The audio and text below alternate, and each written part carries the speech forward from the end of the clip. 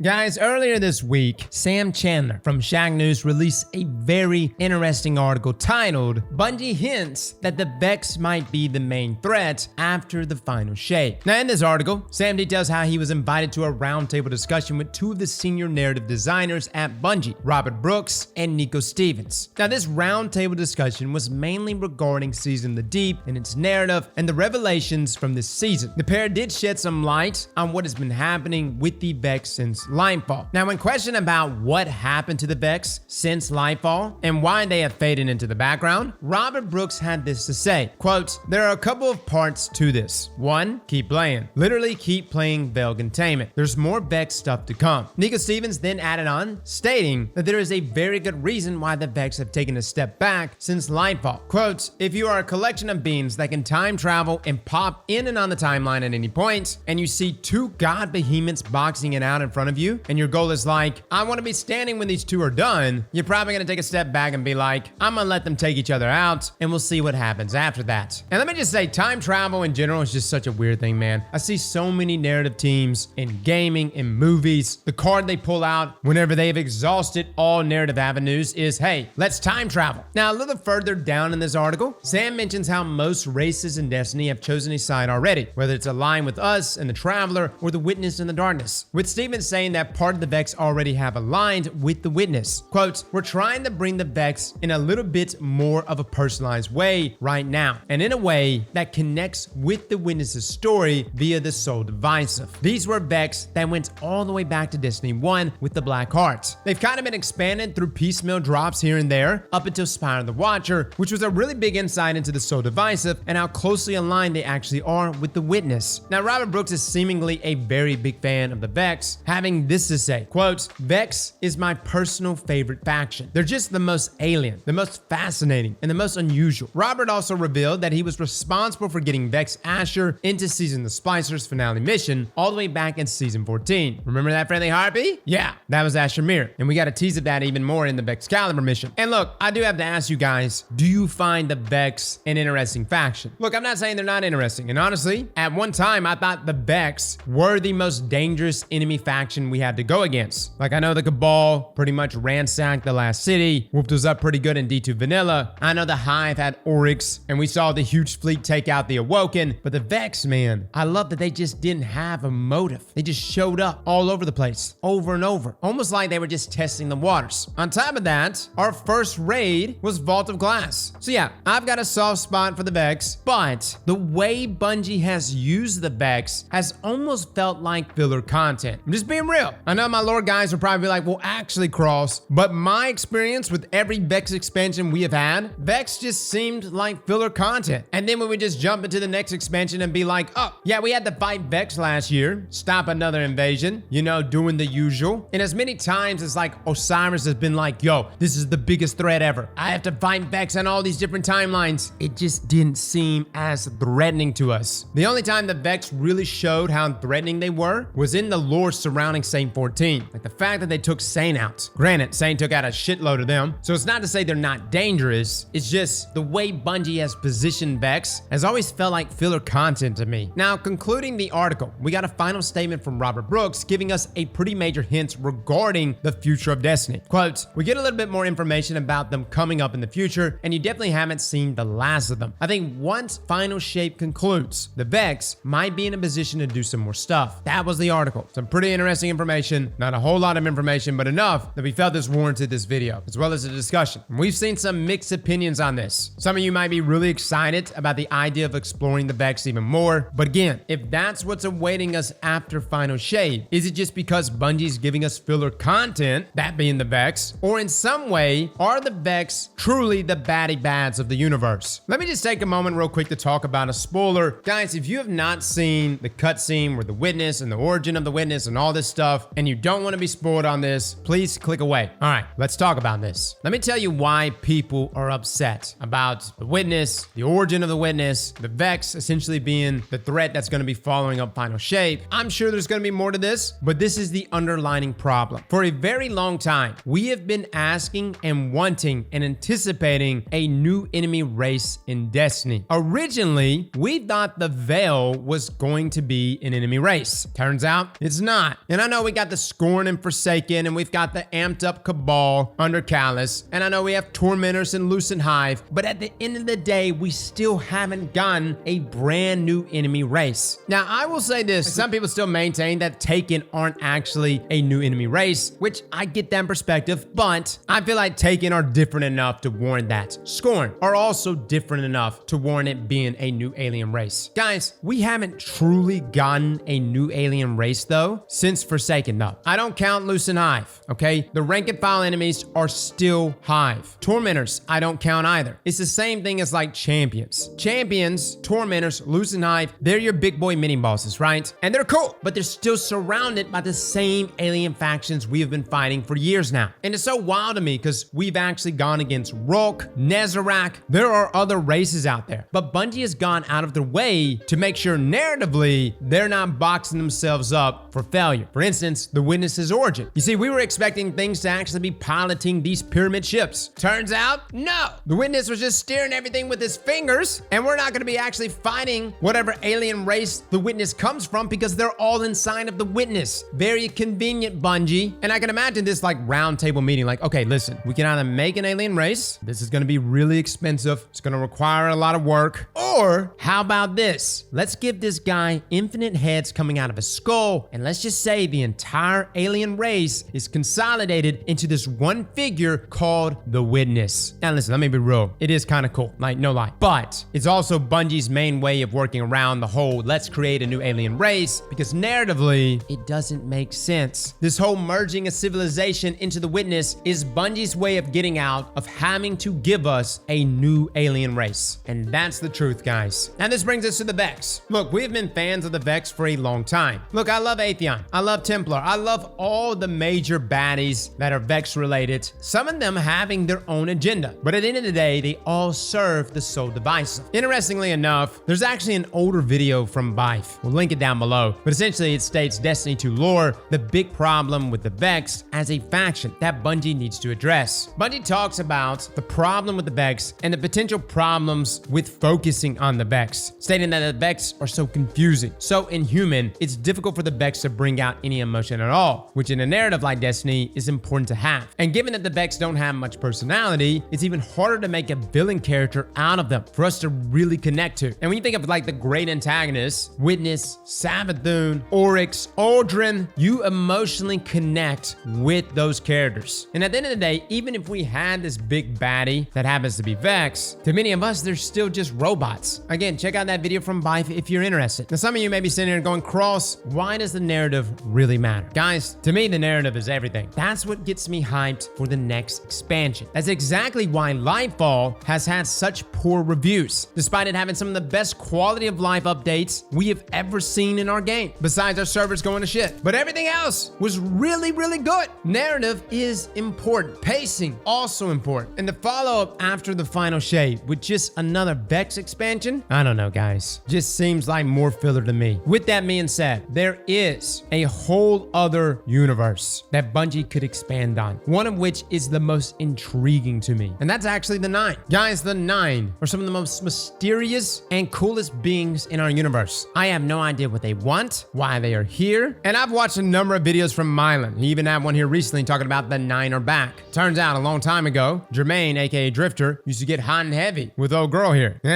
But everything surrounding the Nine is so interesting. Whether it's Xur, the Emissary, the area we used to go to when we went flawless in Trials of the Nine, which by the way, kind of blew my mind. It was like, okay, we have this whole thing set up with Trials of the Nine, lore. Actually though, scrap that. We're no longer doing 4v4. We're no longer doing double primary, and we're no longer calling it Trials of the Nine. It's going to be called Trials of Osiris yet again, who by the way, doesn't even run Trials. I know Saint 14 and Osiris are together and all that other stuff, but in reality, it should be called Trials of Saint 14 at this point. Or we could have just called it Trials of the Nine. What I will say is that the Nine are the most intriguing thing we have in the Destiny universe outside of the Witness. And honestly, the more and more we learn about the Witness, witness. I don't know about you guys, the less interested I become. The whole civilization merged into one being, that they have to destroy the traveler because they need purpose. And I know I got some lore guys in here going, but actually, Cross, that was from the witness's perspective, so it could be a lie. Look, we're gonna talk about that here soon. There is a video by Mylan talking about Bungie's retcon. Definitely check out that video. We're gonna be watching it live here soon. Hopefully it's okay with Mylan. I'll reach out to him. But the gist of it is, guys, narratively, things seem to get rewritten almost at the last minute, and we're just supposed to take it in stride. And at the end of all of this, if it turns out that the Vex was actually the baddest of the bad, I'm not gonna like that either. Guys, the showcase for Final Shape will be August the 22nd, and we tweeted this out the other day. I stated that I cannot stress how important that this showcase is. I know we say every year that this is it, but Final Shape Showcase is going to have to pop. Now, I think I undersold it a little bit there. It's gonna have to do more than just pop. It's gonna have to blow our mind. It's gonna have to do way more than any other reveal has ever done. And I have people in the comments section saying, oh, you're gonna play it anyways. Quit talking like that. Dude, last year, after Lightfall's showcase, we and everyone else rushed to the store to pre-order. And a huge reason why that was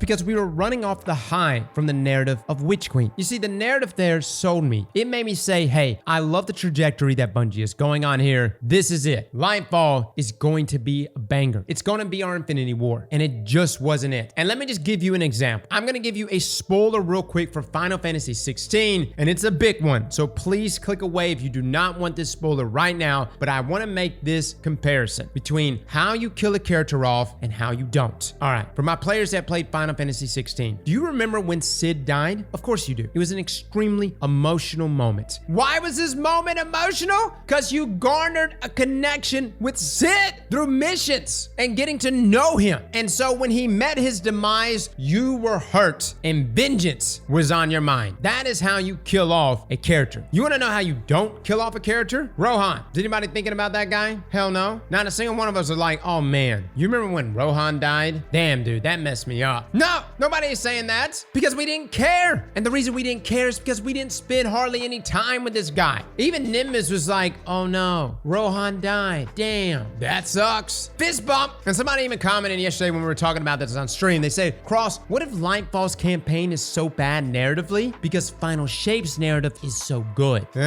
Stop, guys. That is not a strategy. That is hardcore copium. The narrative sucked because it actually sucked, not because there's some elaborate strategy behind all this. This only pitches the greatest expansion Bungie has ever made. We will be watching the showcase of Final Shape, and the Final Shape showcase is going to show us more than just Final Shape. It's going to show us Final Shape. It's going to show us what's following afterward. And of course, we even have this roadmap right here where it shows this big redacted section right after Final Shape goes live. So we're getting something, and we're going to have to get something because a lot of people are scratching their head going, hey, what do we do? Like after we beat the Witness, what do we do for seasons? What is the threat? And based on this interview, it appears it's going to be another Vex filler. Now, let me just say this. There are some very talented writers at Bungie. There is a great narrative team, but I am concerned. My concern is that their priorities is not on the game itself, but instead on the TV show. Again, that's what Bungie's doing right now. They're trying to make a Destiny TV show, similar to something like Arcane or Edge Runner. And I hope it's a good show. I'm pretty sure Luke Smith is who is heading that project. With that being said though, if your game's narrative goes to crap before the show even comes out, dude, no one's gonna be hyped to watch the show. I also think one of the biggest problems that Bungie faces right now is that they're trying to split a narrative between seasons, which is why it's taken us until now this season to know what the hell the Veil actually is. Imagine paying for a subscription to watch your favorite TV show, but instead of getting an episode every week, you have to wait to get the next episode pretty much every season or every 3 months. So whether it's the Vex that follows the Final Shape, or the Nine, or a new alien race, fundamentally, the storytelling from Destiny and Bungie has got to be better. I've experienced good storytelling from Bungie firsthand. Some of it here in Destiny. Aldrin and Cade is some of the best. Oryx's backstory and his sisters. Some of the best lore in all of gaming is present here in Destiny, but it's got to be told correctly. And look, let me just say, I'm not that guy, all right? I'm not that guy. I'm not a good storyteller. I jump around too much. You don't see me applying at Bungie to be that guy. But damn it, sometimes I wonder what it would be like to have people like Mylan and Bife working with Bungie directly on delivering a narrative. Lightfall's narrative direction was painful. It was painful to me that some of the most pivotal characters sat on the helm watching the witness and did nothing. Zavala, Marasov, Drifter, literally just chilling there. Where's the Marasov that grabbed their Techians and did some crazy witch magic and went toe-to-toe in a 1v1 with Oryx? And it's concerning me too because we know that Savathun is coming back one way or another. And Bungie's already stated that, hey, Savathun won't get as much screen time as she did before. Why? Why not? If you bring back a character, at least make them as impactful as they were before they died. And this brings me to the point I am most concerned about, Cade. Guys, this was posted in the reveal here, the teaser for Final Shape, Cade's return. I'm okay with Bungie killing off characters, even if we have characters that die off in an anticlimactic way, cough cough Amanda, but don't bring back a character that was such a pivotal one at one time and just make them a side piece. Mara has been that side piece. When you know damn well, with those high heels, this is not a side chick kind of girl. Samadhik is also not a side piece. I'm really concerned about the narrative direction for Destiny. I'm concerned that they're trying to have this Avenger moment and we could care less about the characters that are coming back. I'm concerned about them botching the return of Cade. I'm concerned about Vex just being thrown in here as filler content. And I cannot stress how important the showcase is for the Final Shape. Guys, I know we jumped around a bunch today. Let me know in the comments below what you think. Listen, if I'm alone in this, that's completely fine. Maybe I'm the only one that's nitpicking the narrative here. But whether it's movies, TV shows, or video games, universally, I think everyone can say, hey, that's some good storytelling, right? And listen, Bungie has teamed up with Sony, and Sony has been some of the best storytellers for years now. But so far, at least based on Lightfall, it hasn't been good. Fellas and ladies, thank you all for coming and watching, and as always, Slap that like button like your mama told you right.